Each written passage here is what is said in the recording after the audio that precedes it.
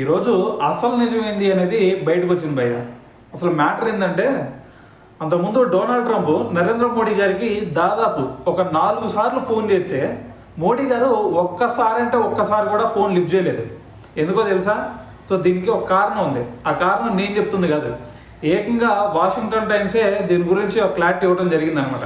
అయితే ఇక్కడ జరిగింది ఏంటంటే, పాకిస్తాన్ ఏం చేసింది, డొనాల్డ్ ట్రంప్కి నోబెల్ శాంతి ప్రైజ్ని ఇచ్చేయండి అని చెప్పేసి వాళ్ళు మరి చూడటం జరిగింది. ఎందుకు చెప్పారు? వాళ్ళు ఏమన్నారంటే, ఇండియాకి అలాగే పాకిస్తాన్ మధ్య యుద్ధం ఆపింది అమెరికానే, సో అందుకని చెప్పేసి డొనాల్డ్ ట్రంప్కి ఇచ్చేసేయండి అని చెప్పేసి వాళ్ళు మాట్లాడుతూ ఉంటే, అప్పుడు డొనాల్డ్ ట్రంప్ ఏం చేశాడు, చూడండి ఒక పక్కన పాకిస్తాన్ కూడా మాకు సపోర్ట్ చేస్తూ ఉంది, మీరు కూడా నాకు సపోర్ట్ చేశారనుకోండి ఆటోమేటిక్గా నాకు కూడా శాంతి ప్రైజ్ వచ్చింది, సో మరి మీరు కూడా సపోర్ట్ చేయండి అని చెప్పేసి నరేంద్ర మోడీ గారిని అడుగుతూ ఉన్నారు. సో మరి నార్మల్గా సపోర్ట్ చేయండి అంటే చేస్తాం, అంతేగాని పాకిస్తాన్కి ఇండియాకి మధ్య యుద్ధాన్ని ఆపింది నేనే అని చెప్పేసి మీరు ఒప్పుకోండి అంటే ఎలా ఒప్పుకుంటాం?